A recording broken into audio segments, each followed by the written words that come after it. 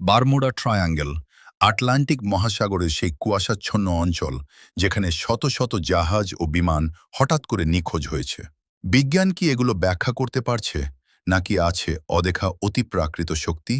এই ৪৫ সেকেন্ডের দ্রুত ভিডিওতে আমরা রহস্য বনাম বৈজ্ঞানিক ব্যাখ্যা তুলনা করে দেখব ভৌগোলিক অদ্ভুততা, আবহাওয়ার আচরণ, নেভিগেশনাল ভুল, মিথ এবং সায়েন্টিফিক থিওরি, সবকিছু সংক্ষেপে।